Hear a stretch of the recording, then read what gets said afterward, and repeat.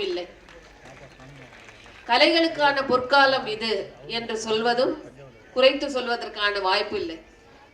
அனைத்து கலைஞர்களும், நாட்டுப்புற கலைஞர்கள் உள்ளிட்ட அனைத்து கலைஞர்களுக்கும் பல்வேறு வகையில் அவர்களுடைய வாழ்வாதாரத்தை மேம்படுத்துவதோடு அவர்களுடைய கலையை அனைவரும் தெரிந்து கொள்ள வேண்டும் என்பதற்கான பல நடவடிக்கைகள் துறை மூலமாகவும் தமிழ்நாடு இயலிசை நாடக மன்றம் மூலமாகவும் மாண்புமிகு முதலமைச்சர் அவர்களின் சீரிய அறிவுரையின்படி செயல்பட்டு வருகிறது.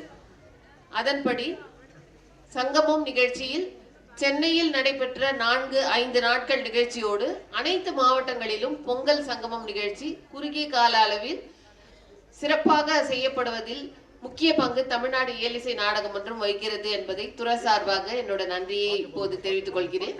அவர்களுடைய நிகழ்ச்சியும் பொங்கல் நேரத்தில் சிறப்பாக அனைத்து மாவட்டங்களிலும் நடைபெற்று வந்தது. இது தவிர தமிழ்நாடு இயலிசை நாடக மன்றம் மூலம் கலைமாமணி விருதுகள் பல ஆண்டுகள் கொடுக்கப்படாமல் இருந்த அனைத்து பணிகளும் விரைவில் அருமையான முறையில் செய்து கொடுத்தமைக்காக கலைஞர்களின் சார்பாக தமிழ்நாடு இயலிசை நாடக மன்றத்திற்கு மனமார்ந்த நன்றியை தெரிவித்துக் கொள்கிறேன்.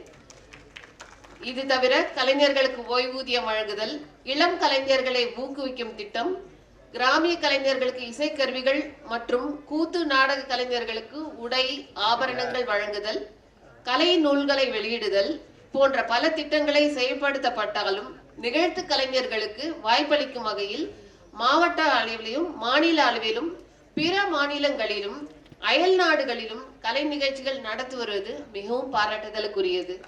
தங்களுடைய பணி மேன்மேலும் சிறக்க துறையின் சார்பாக வாழ்த்துக்களையும் நன்றியும் தெரிவித்து விடைபெறுகிறேன். நன்றி, வணக்கம். இந்த நேரத்தில் ஒரு வார்த்தை விட்டு போயிட்டது. ஐயா பத்மஸ்ரீ ஐயா அவருடைய வாசிப்பை முதன்முறையாக கண்டுகளிக்கும் எனக்கு ஒரு வாய்ப்பை அளித்த இயலிசை நாடக மன்றத்துக்கு என்னுடைய மனமார்ந்த நன்றிகளை தெரிவித்துக் கொள்கிறேன். நன்றி, வணக்கம்.